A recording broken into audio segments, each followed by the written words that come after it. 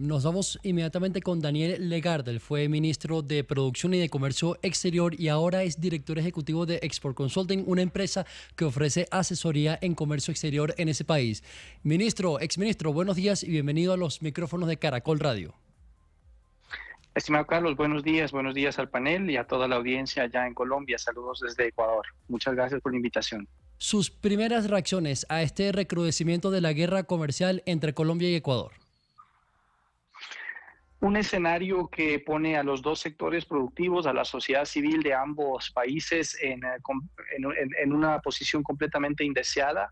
No está en ninguno de los dos sectores productivos de los dos países el promover estas medidas y lamentablemente han tenido un escalamiento que se ha salido, creo yo, de control por decisiones de los dos mandatarios, tanto el presidente Petro de Colombia como el presidente Noboa en Ecuador, y que nos llevan a tener este escenario en donde estamos básicamente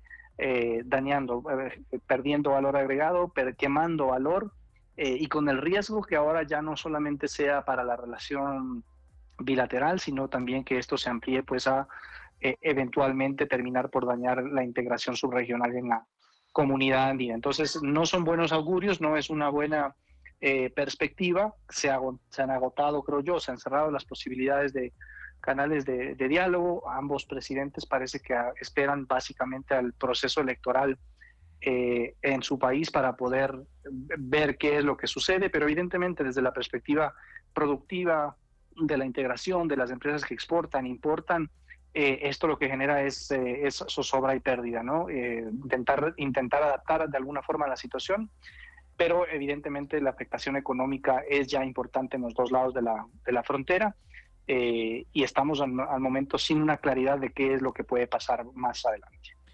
Ministro, ¿es una confrontación, como usted lo plantea, entre dos presidentes y no entre dos pueblos?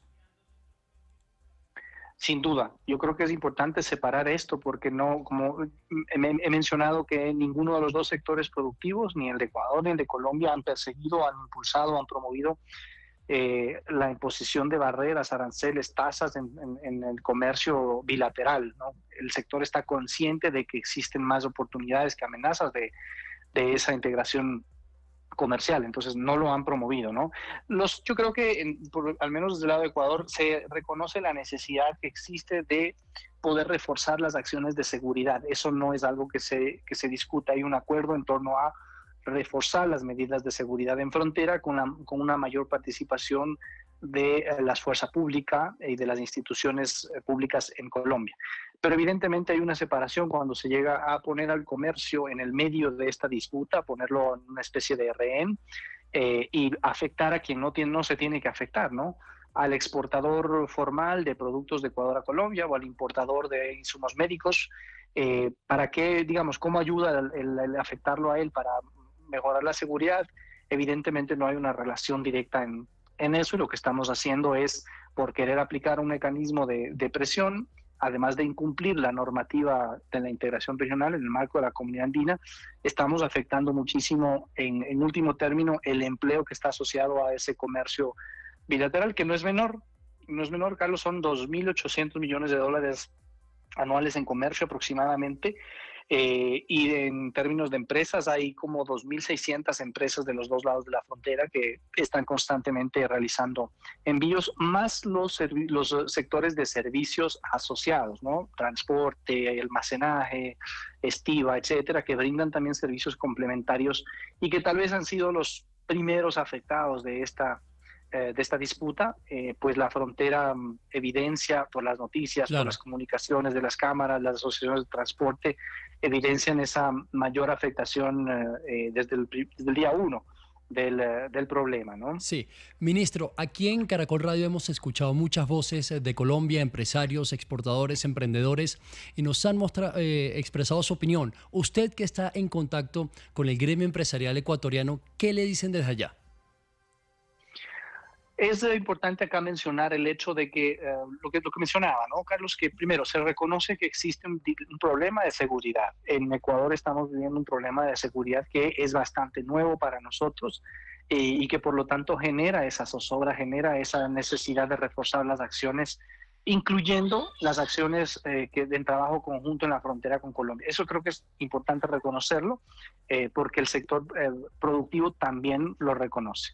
Pero nuevamente, de allí hay una separación abismal entre reforzar las acciones de seguridad y querer poner al comercio exterior como un rehén y afectar el comercio como tal. En eso coincide también la visión del sector productivo acá. Han habido varias ruedas de prensa, comunicaciones, pedidos hacia la autoridad, hacia el gobierno de Ecuador, para que también se tenga en cuenta ese criterio, ¿no? De no mezclar los dos temas. En mi criterio, y lo hemos hecho no solo yo, sino varios exministros de comercio, tanto de Ecuador como de Colombia, cuando recién inició el dilema o esta discusión a finales de enero, inicios de febrero, hicimos una comunicación conjunta indicando que se deben separar los temas, ¿no? La visión de los ministros de Ecuador, de los exministros de Ecuador y de Colombia coincidían perfectamente, y fueron 13 exministros entre los dos países,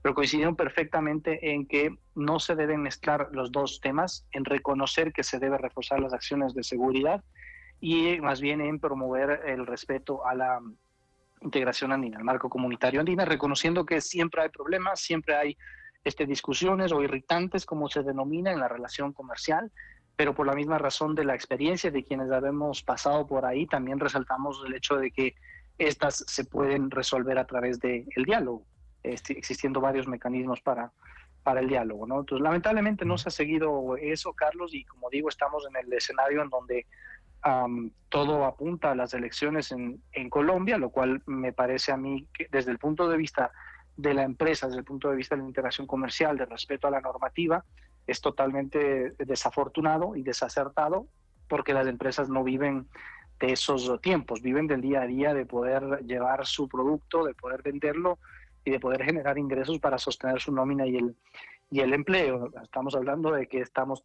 casi a un mes de elecciones en Colombia prácticamente, y eventualmente una segunda vuelta en agosto. Entonces, me parece que no es la decisión más acertada desde el punto de vista pragmático y nuevamente práctico para el comercio. Pero en medio de todo eso, Carlos, también no hay que dejar de lado el hecho de que la comunidad andina, la Secretaría General de la Comunidad Andina, tiene de por medio la resolución respecto a la demanda que ha impuesto Colombia sobre la tasa de seguridad de Ecuador. Y que se debe conocer en estos días. Y la preocupación que existen de los dos lados de la frontera es en el eventual escenario de que esa resolución determine que la tasa de seguridad de Ecuador no cumple con los criterios que establece el Acuerdo de Cartagena, cuál va a ser la reacción del gobierno de Ecuador.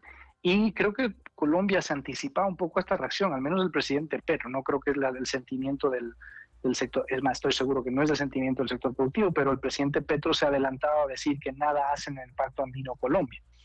Y por eso la alerta de algunos exautoridades, analistas y demás, de cuidado, y ahora no solamente estamos en un impasse temporal por otras razones entre Ecuador y Colombia, sino que también estamos poniendo en riesgo la integración regional de la comunidad andina, con todo el beneficio que esto tiene, con las fallas, porque tiene fallas, tiene sus temas que pueden mejorar la integración, la comunidad andina, pero sin duda alguna ha habido también temas positivos en la integración, siendo la joya de la corona de integración comercial.